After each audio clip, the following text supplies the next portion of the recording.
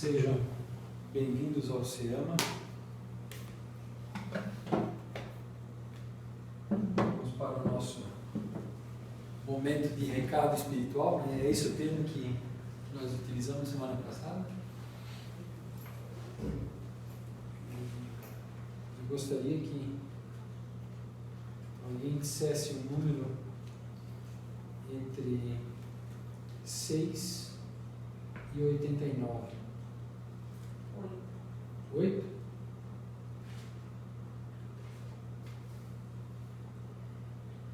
A vida nunca se engana. Ela sempre faz o certo. O homem engana, mata, tripudia sobre os outros e se esquece da imortalidade da alma. Ignora que está vivendo de acordo com as leis da vida. Ou seja, tudo que fizer de bom ou ruim voltará para a sua vida. É o recado de hoje.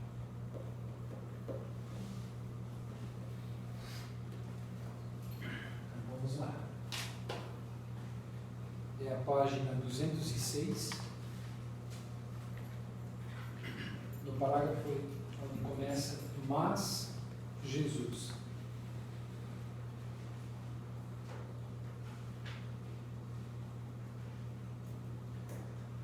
É o segundo parágrafo. Estamos falando sobre o divórcio.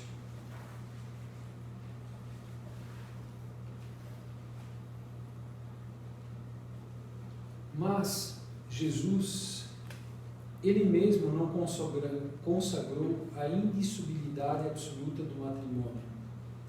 Não disse: é por causa da natureza de vosso coração que Moisés vos permitiu devolver vossas mulheres, o que significa que, desde o tempo de Moisés, a afeição mútua, não sendo o objetivo único do casamento, a separação podia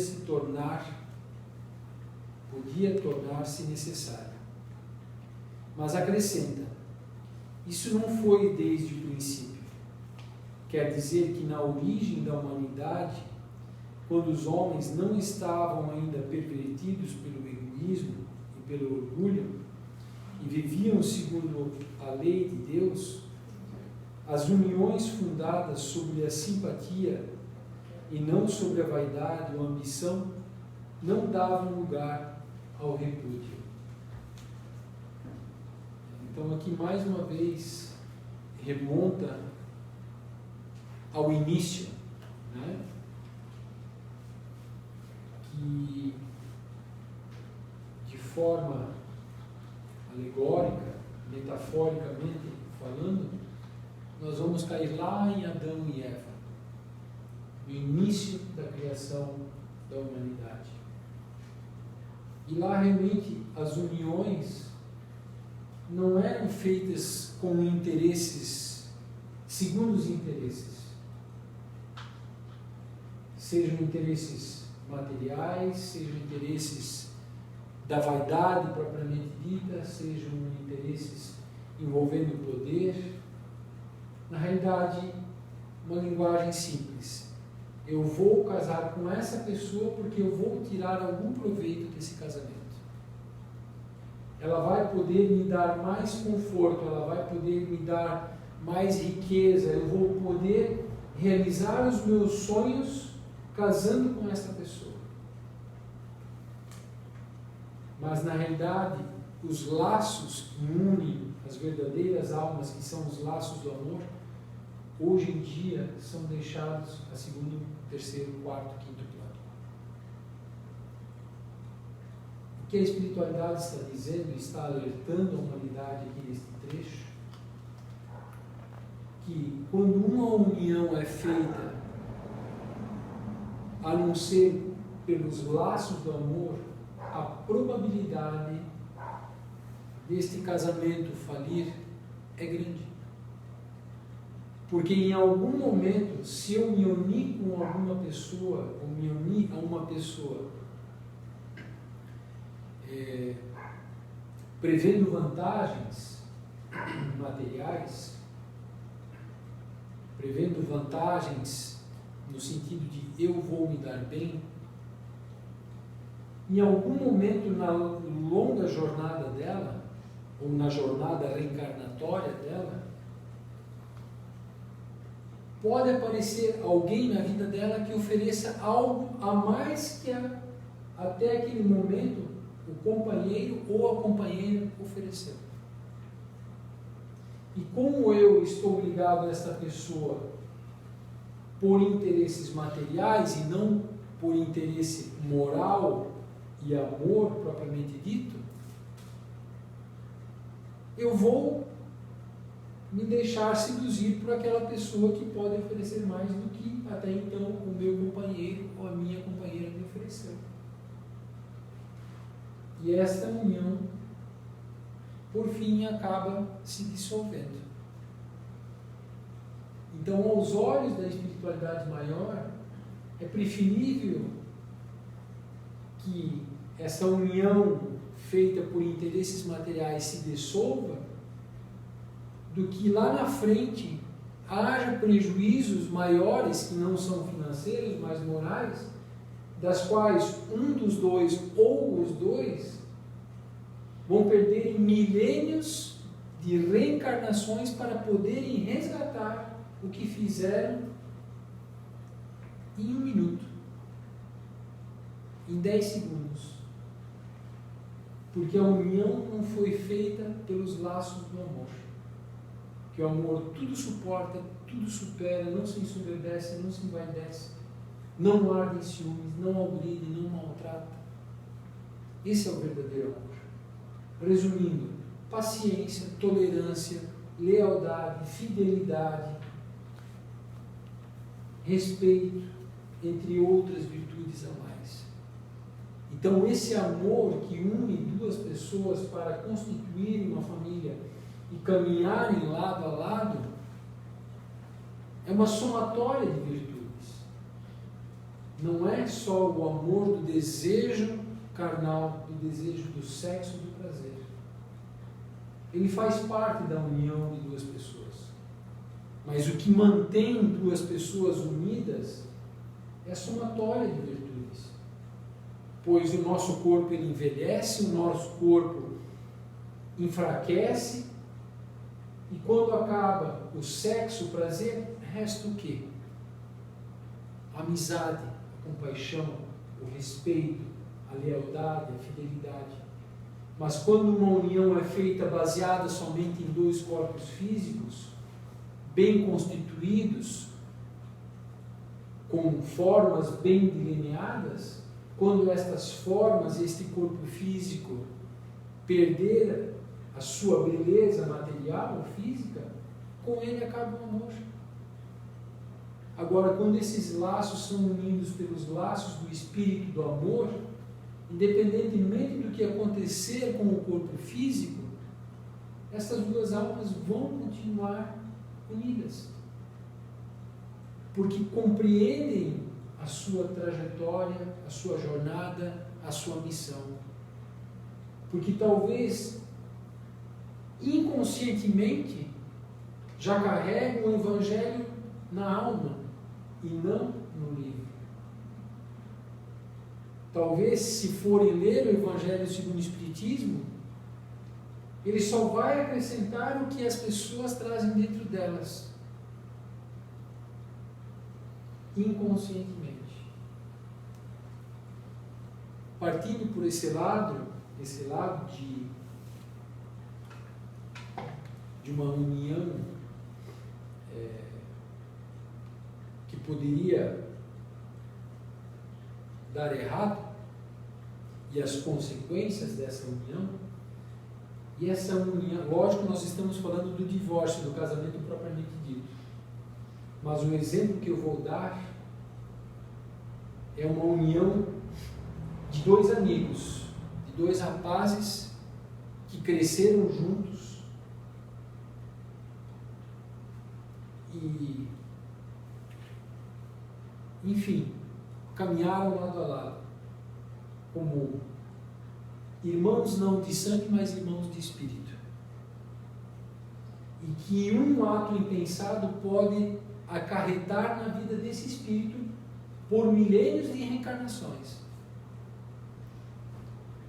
Eram dois amigos, cresceram juntos desde pequeno, estudaram juntos, foram para as batalhas juntos, na época das cruzadas, da Inquisição, venceram as batalhas juntos, retornaram das batalhas e cada um foi morar no seu castelo. Só que um deles, os pais receberam uma família que tinha perdido tudo na vida e eram ricos, e resolveram dar abrigo para eles porque eles estavam andando em busca de parentes numa localidade muito longínqua e pediram abrigo e comida temporariamente. E este casal tinha um irmão e um filho e uma filha. E um deles se apaixonou pela filha, se tornaram noivos. O pai abrigou a família, deu trabalho para a família, se instalaram no castelo. Só que o melhor amigo dele ficou com inveja e queria casar com a namorada do melhor amigo, de seu melhor amigo, seu irmão, diríamos de criação, desde pequeno convivendo juntos. Resumindo, ele mata, arquiteta o assassino do amigo para ficar com a moça. Esse assassinato, futuramente, encurtando, resumindo a história, porque senão eu vou até meia-noite, que é uma história longa, interessante, mas este assassinato, anos depois, joga os pais do melhor amigo dele na sarjeta, devido ao assassinato do noivo. A família dela se retira desse local, mesmo por não terem certeza que foi ele, mas tinham suspeitas.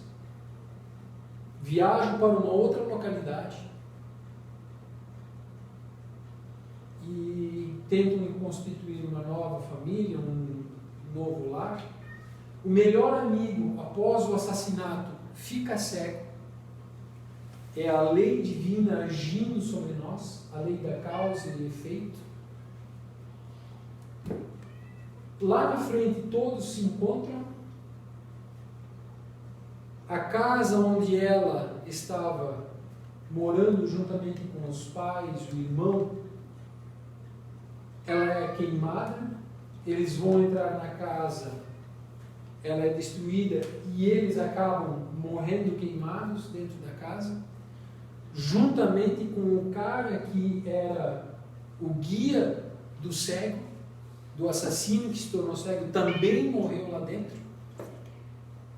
E a lei divina jogou a noiva e o assassino cego juntos. Ele com o dinheiro e ela com a visão. E ambos tiveram que, a partir dali, caminharem juntos. Então, um ato impensado acarreta muitas consequências negativas na nossa vida. Onde, na realidade, bastaria muitas vezes nós termos paciência, tolerância, esperar o tempo muitas vezes resolver por si só. E eu falo por mim mesmo. Muitas vezes eu pedi a espiritualidade maior, o que eu faço agora? Vinha uma única resposta na minha cabeça: não faz nada e continua dando o teu melhor. Mas eu não vou resolver, eu dizia para mim, essa situação. Não faz nada e continua dando o teu melhor. O tempo por si só, a espiritualidade maior por si só, tem a capacidade de apresentar a solução, a resposta para nós no momento que nós merecemos. Nem um minuto antes e nem um segundo depois. Isso se chama fé, se chama esperança. Os antigos diziam isso com uma outra linguagem, alegórica, metafórica, que diziam: com o andar da carruagem, as melancias se ajeitam. As coisas não são no nosso tempo. Como nós lemos segunda-feira, no estudo Lidiune, no trecho, onde dizia: a dor é nossa melhor conselheira. Ela está dizendo para nós que tem algo de errado na minha vida. Mas eu vou a partir dali mudar tudo? Não. Para, respira, pensa, ora. E se realmente que nós temos que identificar se é o nosso orgulho que está falando alto ou se realmente eu estou colocando a razão, a sabedoria divina no meu ato, no meu gesto de tomar uma atitude. Então, não deixar de falar alto, orgulho nem egoísmo, mas deixar que a espiritualidade haja dentro de nós e que possamos, no momento certo, na hora certa, tomar a decisão correta. E às vezes a decisão vem numa bandeja para nós. E muitas vezes a resposta, a solução está debaixo do nosso nariz, mas não estamos enxergando. Por quê?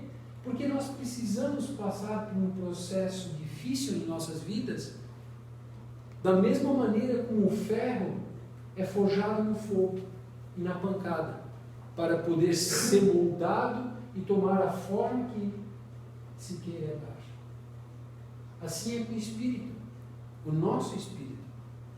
Nós precisamos passar por situações difíceis para que aos poucos podemos nos livrar do orgulho, da vaidade, do egoísmo, que muitas vezes só enxergamos o nosso ponto de vista, mas toda moeda tem um outro lado. Então, por isso que a espiritualidade, e Jesus dizia, se realmente duas pessoas unidas, isso não serve, estamos falando do divórcio, mas não serve só para o divórcio. Serve para sociedades, serve para amizades.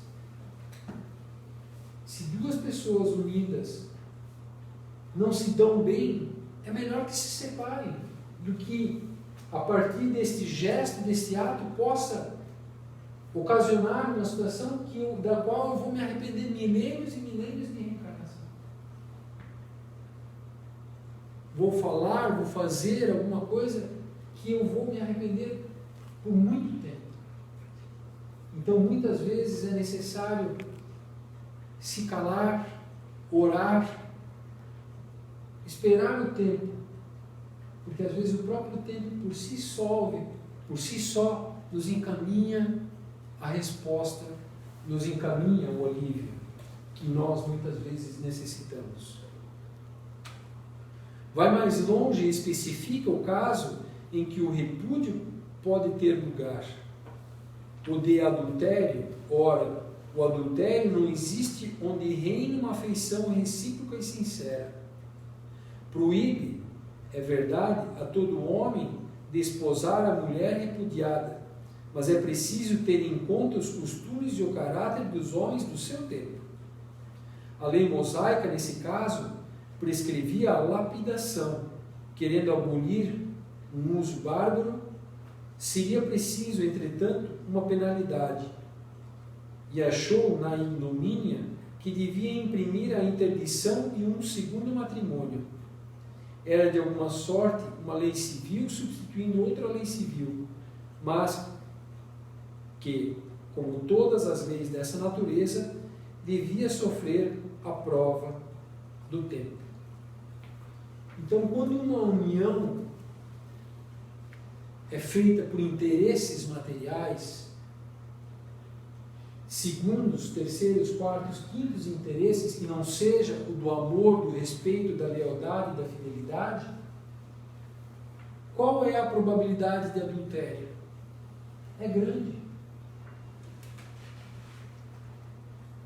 Então, a espiritualidade maior está nos alertando sobre isso.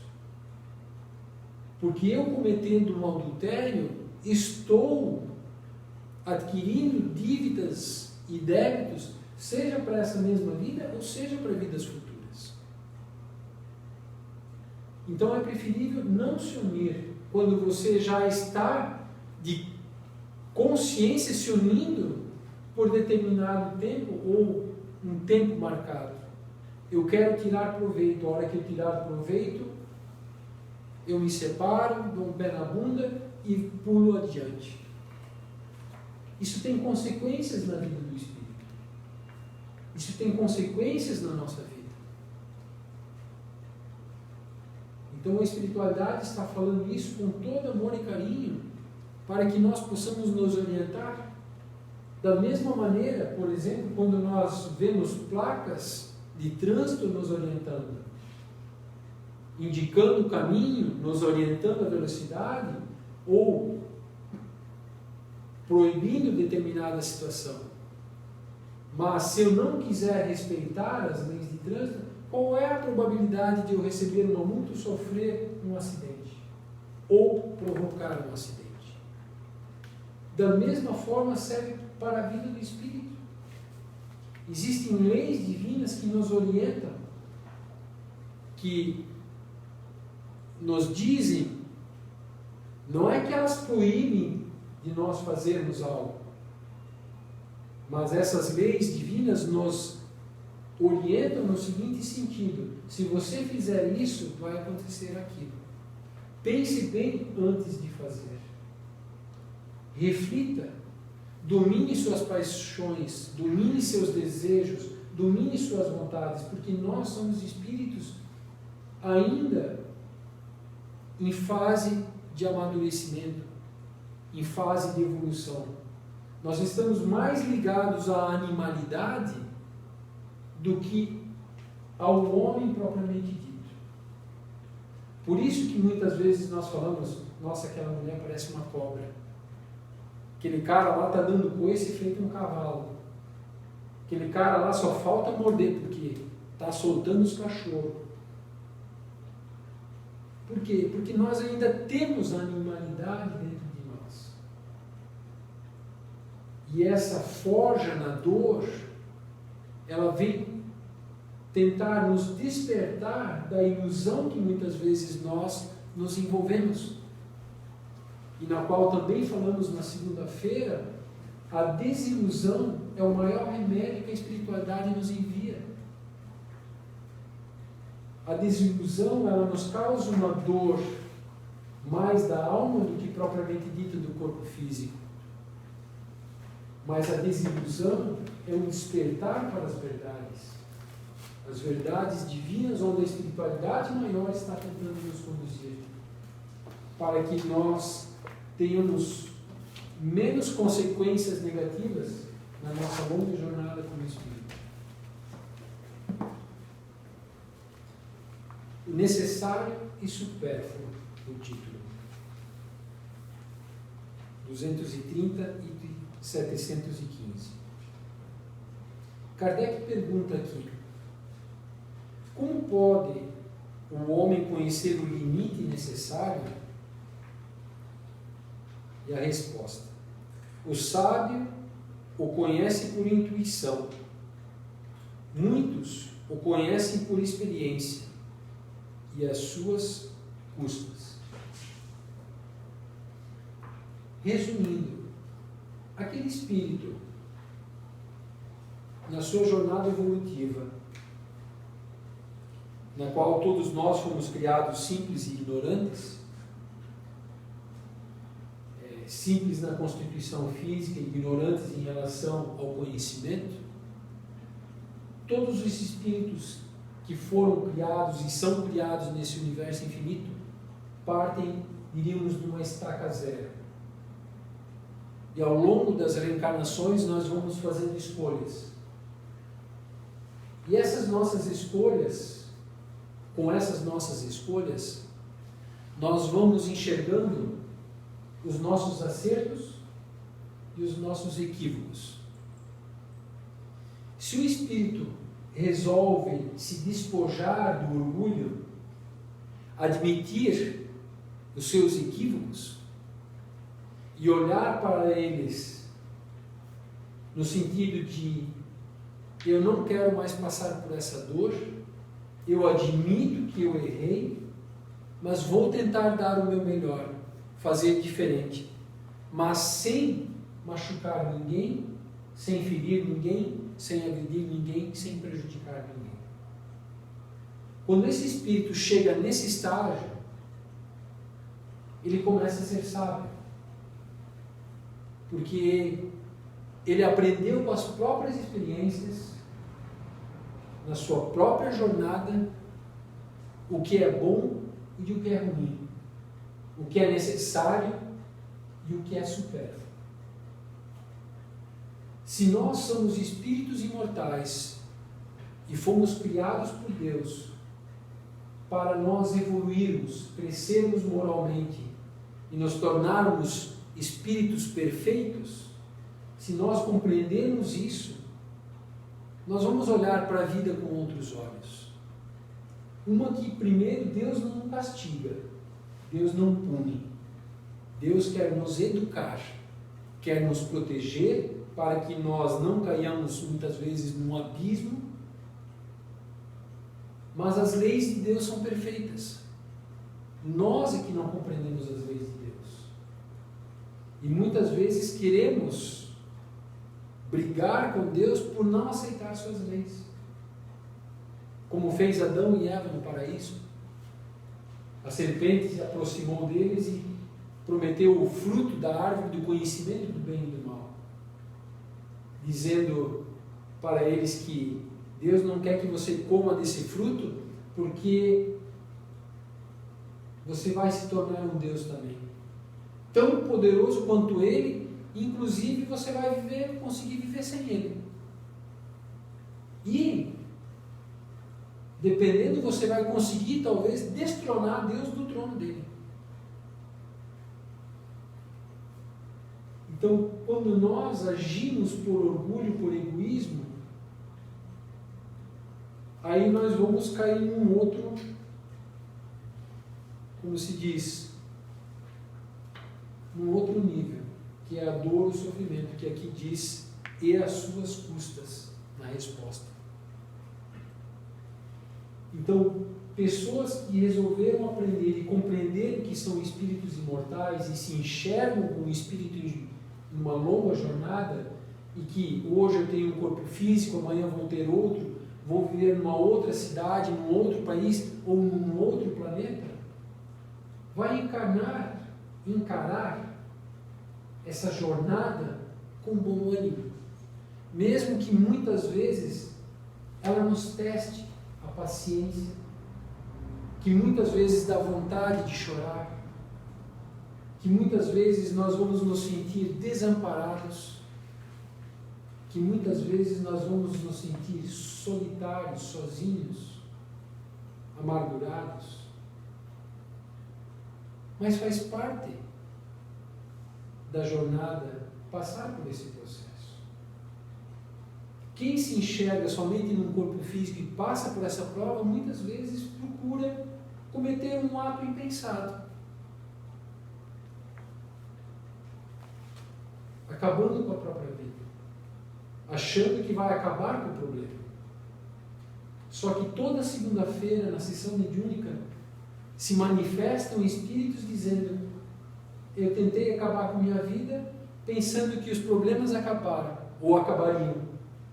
Só que quando eu acordei depois de fazer o ato, cometer o gesto, eu descobri que eu continuo com os problemas e ainda um agravante. Os problemas aumentaram a partir daquele meu gesto. Quer dizer, eu estou carregando um peso maior ainda do que aquele que, se eu tivesse ficado vivo na Terra, combatido, com simplicidade, com humildade, suportado o que Deus me enviou, com bom ânimo, em algum momento eu teria vencido a luta. Então essa é a diferença do espírito que busca o necessário, aprende a caminhar com simplicidade e humildade, e o outro que busca o supérfluo. Chico dizia, quem mais tem necessidade, mais infeliz é. Ou, resumindo, ele dizia o contrário. Mais feliz é aquele que tem menos necessidade. Porque quanto mais necessidade eu tenho, mais eu me incomodo, mais eu me preocupo com as coisas. Em mantê-las, em organizá-las, em substituí-las por coisas melhores, maiores, que me dão mais visão perante a sociedade, onde na realidade nada do que nós constituirmos aqui, ou conseguirmos, ou conquistarmos sobre a Terra, vamos levar junto conosco no momento da nossa passagem. É bom, é gostoso viver no conforto, ter conforto, mas que isso não seja a nossa principal, ou o nosso principal objetivo da nossa existência aqui na Terra. 716. A natureza não traçou o limite das nossas necessidades em nossa organização? Sim, mas o homem é insaciável. A natureza traçou o limite de suas necessidades em sua organização, mas os vícios alteraram sua constituição e ele criou para si necessidades que não são reais. A natureza traçou o limite nas nossas necessidades. A nossa natureza, eu entendo o nosso corpo físico. Eu nasci com determinada altura, determinado peso, determinada cor de pele, determinada capacidade intelectual de processar o conhecimento que eu busco e o conhecimento que vem a mim, muitas vezes até de graça, a capacidade de ter habilidades, de executar tarefas. Quando eu, como espírito, reencarno numa vida, eu venho com certas limitações. Mas eu não gostei da minha cor ou da cor da minha pele. Como tem um artista famoso a nível mundial, que não vou citar até o nome aqui hoje, que passou a lutar para mudar a sua cor de pele, que era negra, e ele quis se tornar branco. Olha o sofrimento dessa pessoa, desse espírito, que passou a ter uma necessidade que não era real. O quanto ele talvez se desviou do seu propósito real, seu propósito divino. Se ele se aceitasse como realmente nasceu nesta vida. Pois se eu nasço negro, não significa que meu espírito é negro e que para o resto da minha vida eu seja um negro, ou seja um branco, seja um oriental, seja um mulato, seja loiro, seja moreno, seja ruivo. Né? Nós criamos necessidades irreais para a nossa vida. Porque o corpo físico que Deus nos deu era o melhor que nós tínhamos nesse instante para poder receber. E as pessoas que nascem com problemas de locomoção, paralisia, né? Paraplégico, tetraplégico, sem visão, sem audição, tudo isso faz parte de um aprendizado do Espírito. Lógico, falando mais do homem saudável do que as pessoas que vêm com deficiências físicas, o homem cria necessidades pela sua insaciabilidade. Né? Ele se torna insaciável, nunca está contente. Sempre precisa mais, quer mais. E quanto mais ele quer, mais infeliz ele é. E quanto mais nós nos afastamos do caminho divino, da busca de Deus, de colocarmos em prática os exemplos de Jesus, mais nós nos tornamos infelizes. Quanto mais nós nos aproximamos do nosso propósito divino, mais tranquilos, sensatos, serenos ficamos. Isso não significa que eu, buscando Deus, buscando colocar em prática os exemplos de Jesus, eu vou estar isento das dores, das decepções, das tristezas, das culpas. Mas eu vou conseguir superá-las com Deus e Jesus. Sem Deus e sem Jesus, vai ser mais difícil. Quase impossível. Ou impossível. 717. Que pensar daqueles que monopolizam os bens da terra para se obter o supérfluo em prejuízo daqueles a quem falta o necessário? Eles desconhecem a lei de Deus e responderão pelas privações que terão feito experimentar.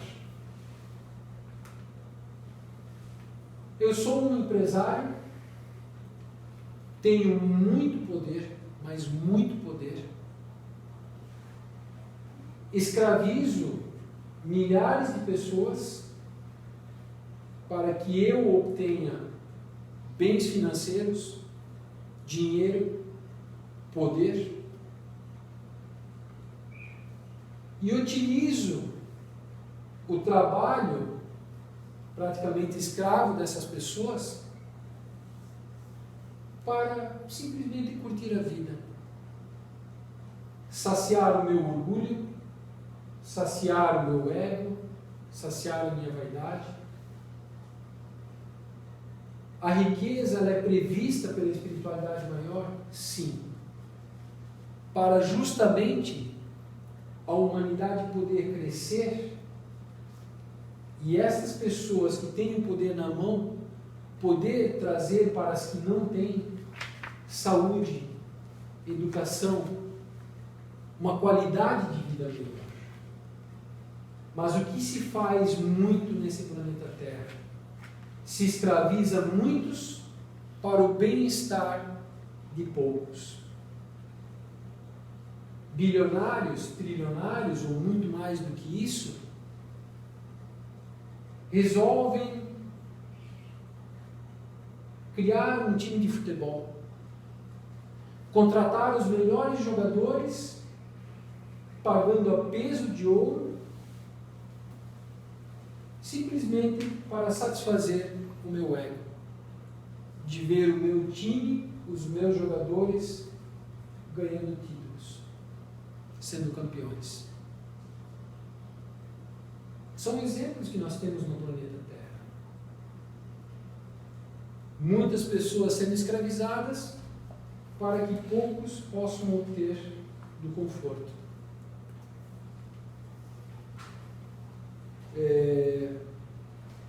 Kardec complementa aqui: o limite do necessário e do supérfluo nada tem de absoluto. A civilização criou necessidades que a selvageria não tem. E os espíritos que ditaram esses preceitos não pretendem que o homem civilizado deva viver como selvagem. Tudo é relativo e cabe à razão distinguir cada coisa. A civilização desenvolve o senso moral e, ao mesmo tempo, o sentimento de caridade que leva os homens a se prestarem mútuo apoio. Os que vivem às custas das privações alheias exploram os benefícios da civilização em seu proveito, não tem da civilização senão o verniz, como há pessoas que não têm da religião senão a máscara.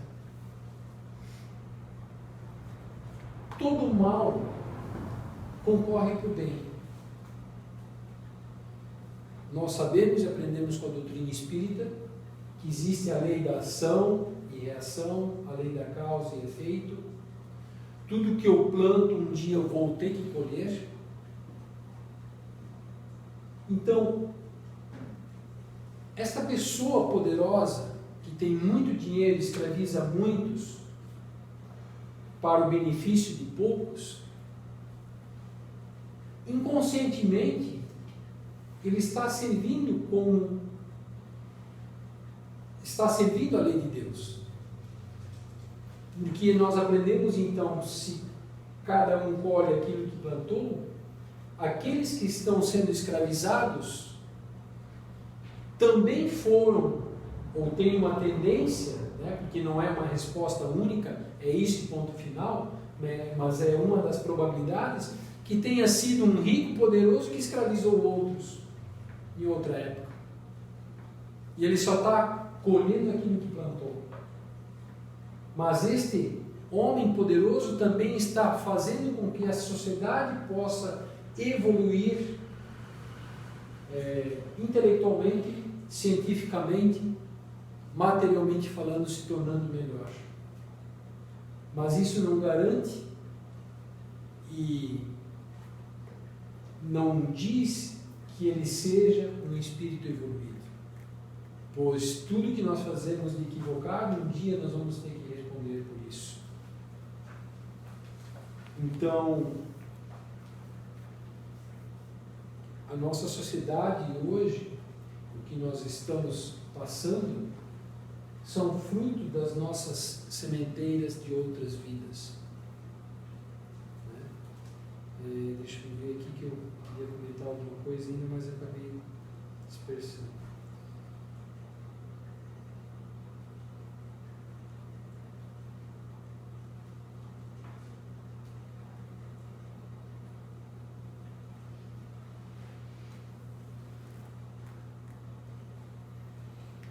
Seria isso aí. Não me veio mais à mente o que eu queria comentar. Privações voluntárias ou mortificantes. Item 718. Oi? Kardec pergunta aqui. A lei da conservação obriga a prover as necessidades do corpo? Sim, sem a força e a saúde, o trabalho é impossível.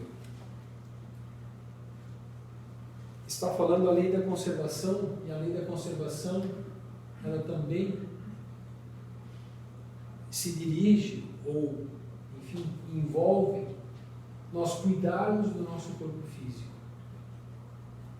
Não desgastarmos as nossas energias inadequadamente. Alimentarmos da maneira correta, termos o tempo de descanso para que possamos ter força suficiente para o trabalho. Pois o trabalho faz parte de um processo de experiência pelo qual o espírito tem que passar para poder evoluir, poder aprender, poder crescer, poder saber lidar com a adversidade. Pois, como nós falamos, não sei se foi na quarta-feira passada ou na retrasada, o trabalho existe em nossa vida para que nós busquemos a remuneração financeira dele, para que com isso possamos comprar alguma coisa que nos traga um conforto, uma satisfação, um prazer. É mais ou menos assim, a cenoura na frente, amarrada na frente do burro. E o burro caminha em direção à cenoura para conquistá-la.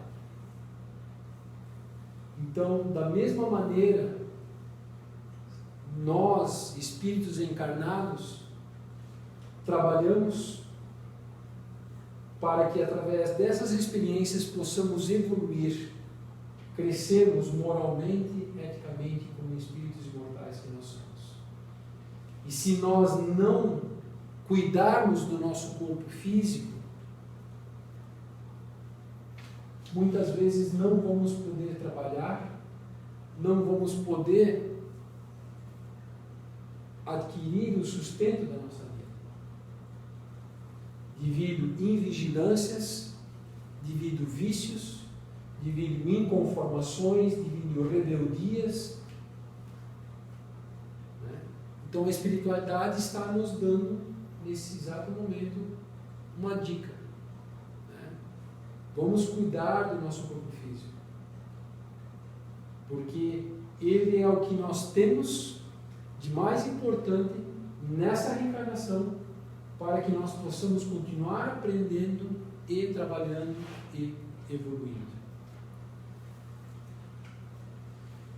É repreensível ao homem procurar o bem-estar? É repreensível ao homem procurar o bem-estar? O bem-estar é um desejo natural. Deus não proíbe senão o abuso, porque o abuso é contrário à conservação. Ele não incrimina a procura do bem-estar.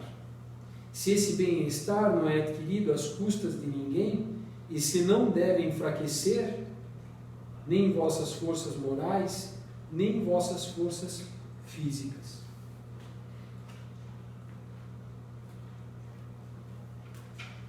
O que eu vou falar eu já fiz em minha vida, mas graças à minha mãe hoje eu tomei consciência. Passei não sei quantos anos da minha vida jogando na Mega Sena para poder um dia curtir a vida, parar de trabalhar e viver numa boa, que era o meu desejo. Ganhar na Mega Sena para não poder mais trabalhar, ou não precisar trabalhar, não precisar lidar com pessoas das quais eu não queria mais ver em minha vida, ter que passar por situações às vezes delicadas, constrangedoras, ter que obedecer a um patrão, ditando regras, normas, diretrizes, pois eu no fundo eu queria, se ganhasse na Mega Sena muito dinheiro, fazer as minhas regras, as minhas normas, as minhas diretrizes. E minha mãe sempre dizia: guarda esse dinheiro que lá na frente tu vai ter mais do que você está perdendo agora. E eu queria mostrar para minha mãe que ela estava errada. E passei mais de 20 anos jogando na loteria e sequer ganhei alguma coisa. Então, se alguém procura somente o bem-estar na vida, esquece as outras coisas que estão à nossa volta. E coisas importantes. Às vezes, de uma situação difícil, constrangedora, dolorosa, criam-se amizades eternas, imortais, de uma situação difícil. Mas se eu fujo dela, como é que eu vou me ligar a uma pessoa ou a pessoas pelos laços do coração? Pois são nos momentos difíceis que nós somos testados na paciência, na tolerância, na fraternidade, na bondade, na caridade, no amor, no perdão. E uma vez nós colocando essas virtudes em prática, vai nos beneficiar, nós vamos evoluir, mas ao mesmo tempo estamos dando oportunidade para criarmos laços afetivos com outras pessoas, e das quais possamos caminhar juntos, muitas vezes até de mãos dadas.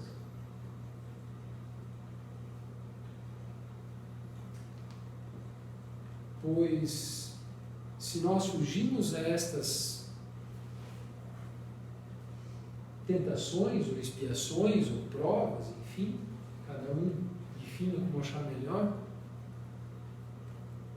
nós estamos perdendo oportunidades preciosas de evoluirmos e um dia podermos chegar a um nível de sábio, que através da sua sabedoria, antes de acontecer uma situação, ele já vai tomando decisões e muitas vezes se precavendo contra elas ou evitando que elas aconteçam.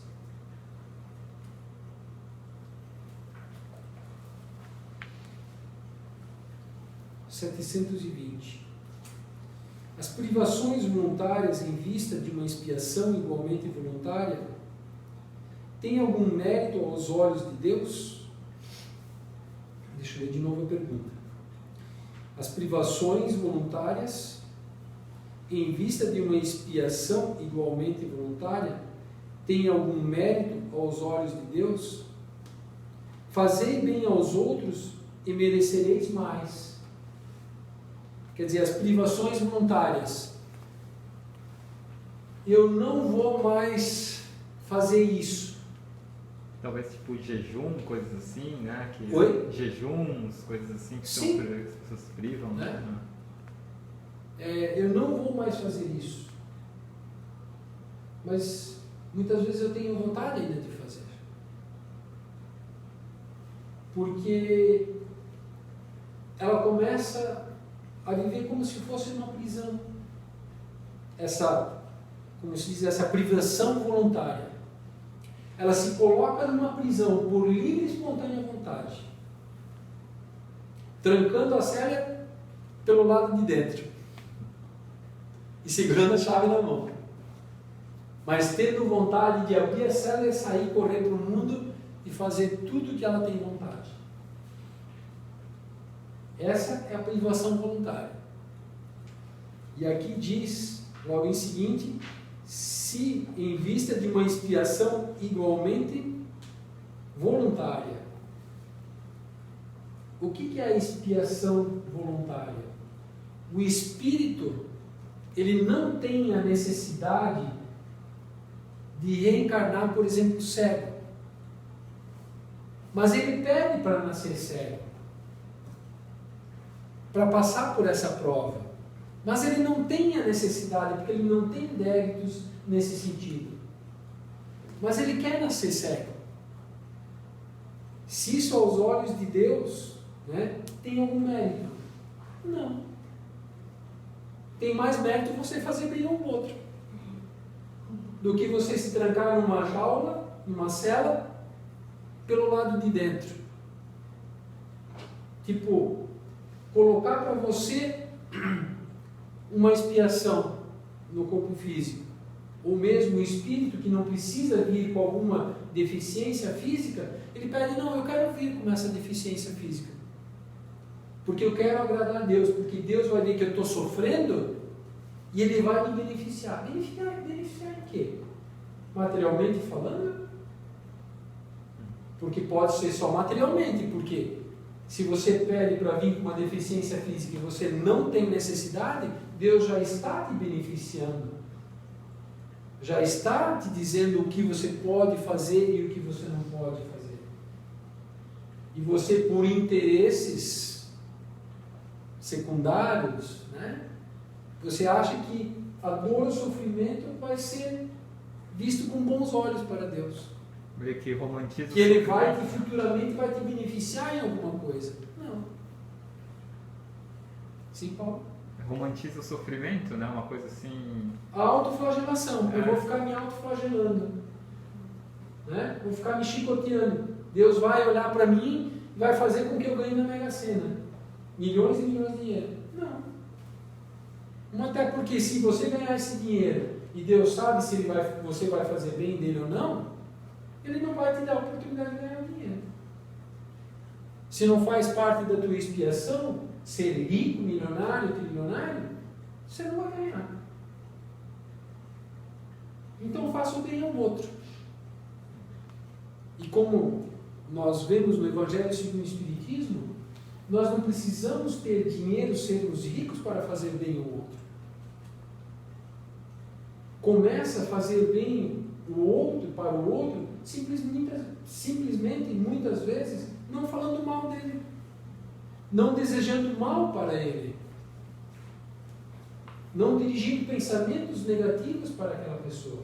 Essa é a maior caridade que nós podemos fazer. E talvez seja a mais difícil. Porque o pensamento negativo, ele vem em nossa mente sem que nós convidamos ele. Ele nasce numa hora que nós não esperamos. Muitas vezes estamos tão bem, até vivendo a paz de espírito naquele instante, que de uma hora para outra já vem um pensamento negativo sobre alguém. Porque nós temos espíritos do nosso lado que nos intuem, nos inspiram naquilo que nós carregamos dentro de nós. Então, um espírito não vai induzir alguém a matar alguém se essa pessoa não carrega mais dentro dela a vontade de matar alguém. Se essa pessoa tirou esse desejo da sua vida como um espírito imortal de querer matar alguém, o espírito vai perder tempo. Vai perder uma reencarnação em toda tentando inspirar alguém a matar alguém. Mas eles nos inspiram porque eles nos conhecem muito bem naquilo que nós carregamos ainda dentro de nós.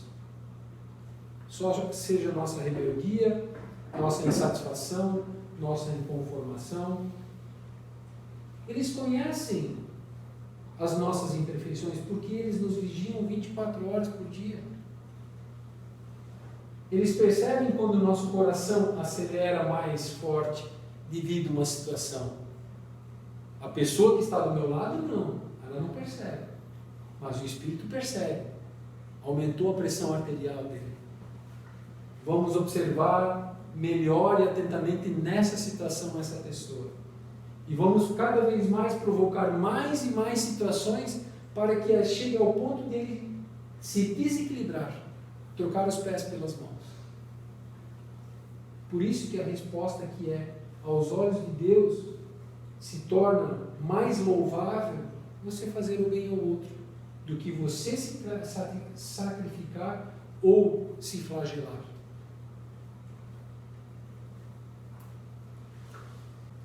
Então, nessa questão aqui, Kardec ainda pergunta: há privações voluntárias que sejam meritórias? Quer dizer, eu vou me sacrificar por alguma coisa e que realmente seja visto com bons olhos por Deus? E a resposta: sim. A privação dos prazeres inúteis, porque ela desliga o homem da matéria e eleva sua alma. O que é meritório é resistir à tentação que solicita aos excessos ou ao gozo das coisas inúteis e tirar do seu necessário para dar àqueles que não têm bastante. Se a privação não é mais o que um vão simulacro, ela é uma zombaria. Se a privação não é mais que um vão simulacro, quer dizer, estou fazendo de conta que estou me sacrificando de alguma coisa. Aos olhos de Deus, isso é zombaria. Para não entrar em detalhes mais, como se diz, amargos, eu vou dar um exemplo aqui. Tem um pedaço de carne na mesa. Eu gosto de comer carne, mas eu tenho uma família, eu tenho filhos. Eu deixo de comer a carne, como nós estamos falando da lei da conservação, também foi feita uma referência à lei da conservação, manter o meu corpo saudável, forte, para que eu possa trabalhar. Se eu não comer essa carne, meu corpo vai ficar mais debilitado,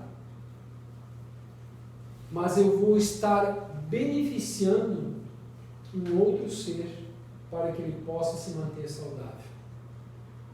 Aos olhos de Deus, isso é meritório. Eu deixar de comer algo para que alguém possa comer e continuar saudável. Mas nós temos que olhar para dentro de nós para ver se esse meu gesto é por amor a essa pessoa ou a estas pessoas, ou se eu estou negociando com Deus algo maior para mim lá na frente, que seja material. Esperando que Deus me recompense materialmente por esse gesto, esse sacrifício. Porque Deus, a espiritualidade maior, Jesus, eles conhecem as nossas intenções. Porque eles sabem o que nós vamos fazer antes de nós prevermos o que vamos fazer. Eles conseguem já perceber no nosso espírito a nossa intenção. Então, se eu deixo de comer um pedaço de carne para eu me enfraquecer por amor a outra pessoa, aos olhos de Deus é meritório. Se não, é zombaria. Estou zombando de Deus, achando que Deus não está vendo e não está sabendo do que eu quero fazer ou estou planejando fazer lá na frente. Então vamos nós mais uma vez concentrarmos. Vamos agradecer essa hora de estudos, que todos nós possamos sempre colocar alguma coisa em prática daquilo que estudamos, que possa servir para nós, para os nossos semelhantes, para que possamos em conjunto cada vez mais evoluir. E vamos então para a última parte, que é a irradiação. Após ainda vamos ter o passe coletivo e a água fluidificada. Vamos então todos nós imaginarmos um lugar de ar muito puro. Estamos à beira de uma praia, com essas ondas maravilhosas, aquela brisa do mar,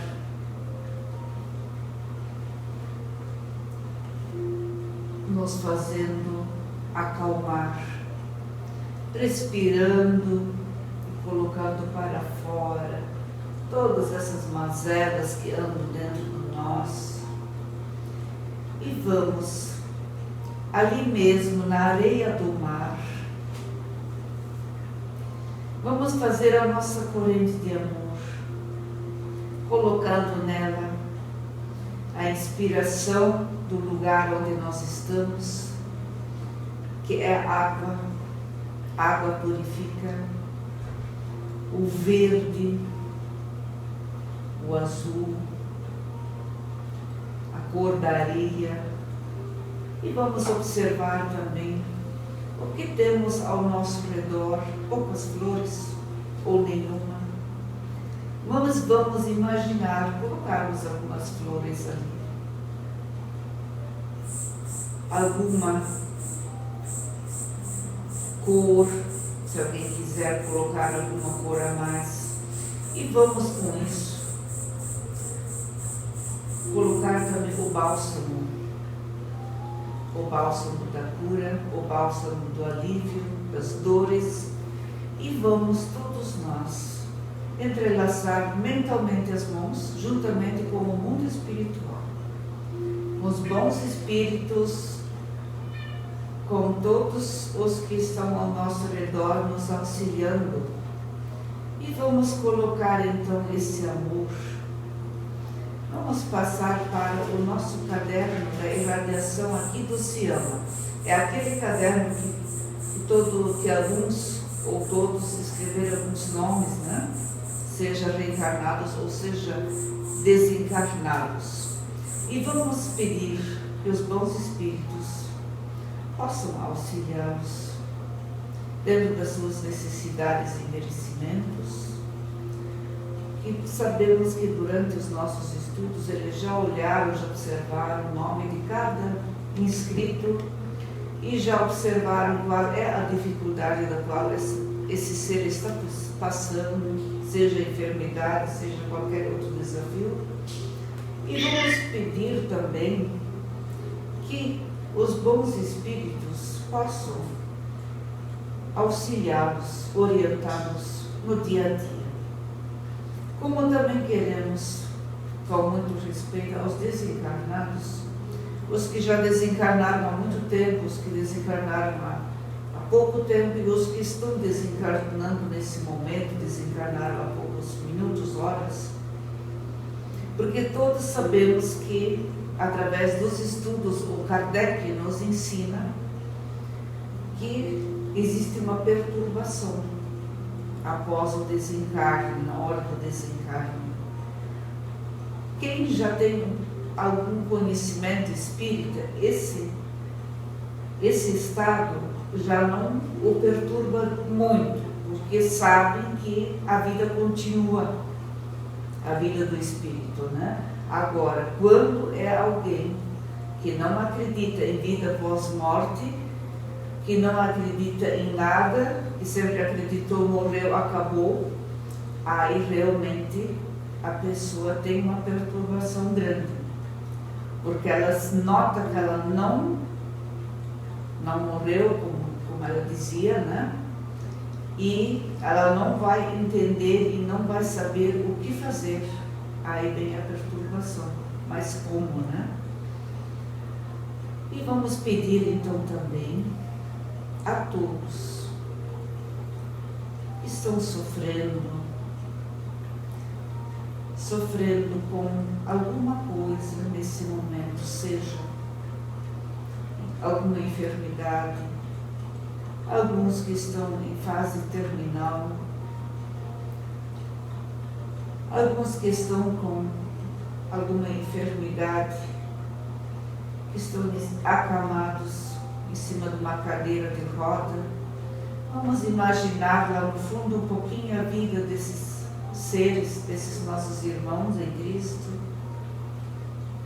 no seu dia a dia, da sua esperança, da sua fé, naquilo que acreditam ou deixaram de acreditar.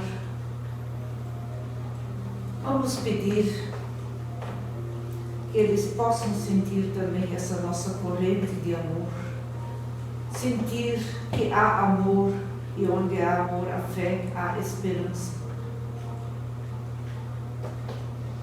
Vamos então, nesse momento, partir para beneficiar também os nossos hospitais, todos os médicos terrenos, enfermagem, sempre começando aqui pelo Hospital Base, que é o nosso hospital de referência, e vamos pedir que os bons espíritos possam auxiliá-los, desde a parte da diretoria, da presidência, até os que fazem os trabalhos numa lavanderia, no necrotério, na cozinha, enfim. Que a enfermagem sempre possa ser orientada pelo mundo espiritual, como também os médicos terrenos possam receber orientações dos médicos espirituais, que eles estão aí, estão ao nosso redor, muitos não são observados, alguns os notam, os sentem, mas podem crer, eles estão do nosso lado sim, tentando nos auxiliar nesses momentos difíceis, muitas vezes, onde tudo passou a ser algum desafio. Doenças novas, desconhecidas, que estão se aproximando, que estão já aí. Isso tudo requer muito estudo, muita compreensão e muita concentração também. E vamos também pedir ao nosso Senhor Jesus, que é o governador desse planeta, nosso modelo e guia, que possa transmitir todo esse amor dessa nossa grande corrente para todos os outros hospitais do planeta, das clínicas, as clínicas de recuperação de dependentes químicos de qualquer espécie, como também aos asilos, casa de repouso, os sistemas de ambulâncias, SAMU, Renal Vida, que todos eles possam receber apoio dos bons espíritos, ensinando-lhes, incluindo-lhes o tempo todo. Que a concentração de cada um permaneça juntamente com o mundo espiritual, que nos traz consolo e alívio nas horas tão difíceis que muitas vezes enfrentamos. Como também queremos irradiar hoje, passar muito amor à classe, os policiais, de qualquer categoria que seja, civil, militar ou de outros, os policiais federais que cuidam das estradas, que muitas vezes nós, seres, evitamos eles, contornamos eles, mas no fundo eles são os nossos anjos da guarda no asfalto encarnado. Vamos enviar a eles também muito amor pelo trabalho que fazem. Todos os policiais civis e os militares que arriscam tantas vezes as suas vidas para defender o cidadão, muitas vezes se arrisca muito, muitas vezes acaba desencarnando no seu trabalho, quando tem que enfrentar grandes traficantes, problemas a mais, cujas armas são muito mais sofisticadas das quais eles possuem. Vamos pedir aos bons espíritos que sempre possam também estar ao lado deles, defendendo-os, orientando-os. Como também queremos irradiar pelas delegacias, as casas de detenções de menores, como também os grandes presídios, que o amor possa chegar lá também. Que normalmente lá existe muita raiva, lá existe muito desejo de vingança, muito desejo de matanças, como eles mesmos falam, eliminar o próximo. Mas vamos nós tentar, juntamente com o mundo espiritual, também fazer brilhar essa luz, essas cores lá do mar, que eles possam ouvir a brisa, o barulho das ondas do mar, acalmando-se e refletindo sobre os seus atos, e que possam pensar em Jesus,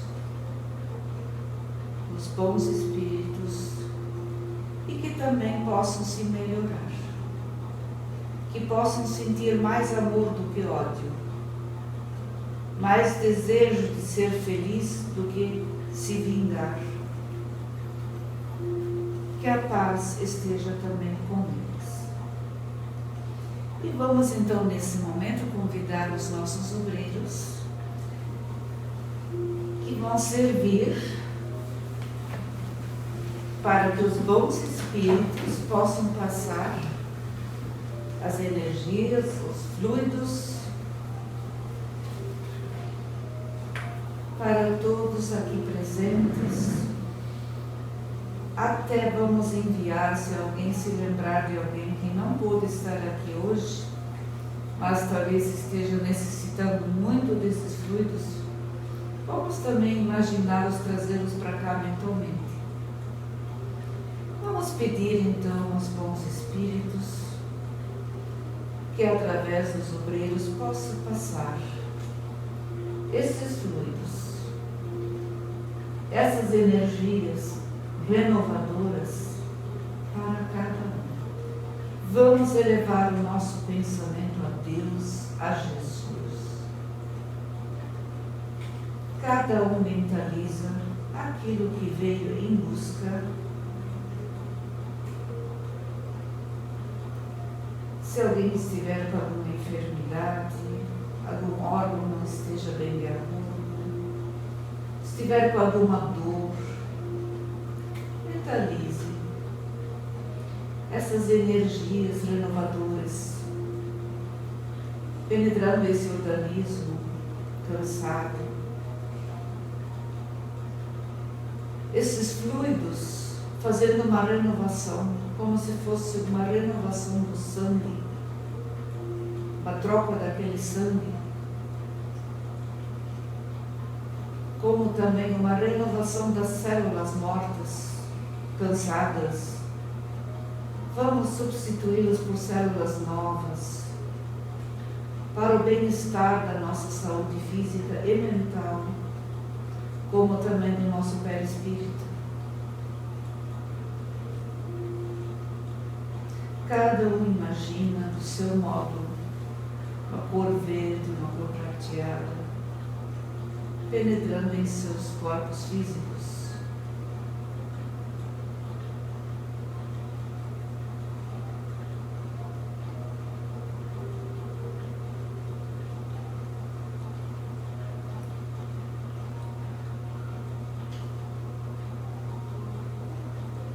Queremos agradecer por esse momento, que somos beneficiados do mundo espiritual, que podemos não ver, mas certamente vamos sentir que tudo está começando a melhorar. Estamos respirando melhor, estamos nos sentindo melhor, mais fortes, mais energizados. Podemos sair daqui agora muito melhor, voltando às nossas residências ou nos nossos ambientes de trabalho, levando essa alegria, esse bem-estar também para lá. Que os familiares também sejam beneficiados com isso, com essas energias tão gostosas que eles estão nos levando. E sendo assim, então, vamos encerrar por hoje. Esperamos estar de volta na próxima quarta-feira e que todos possam sempre seguir com Jesus, que é o melhor caminho, com certeza. Que assim seja.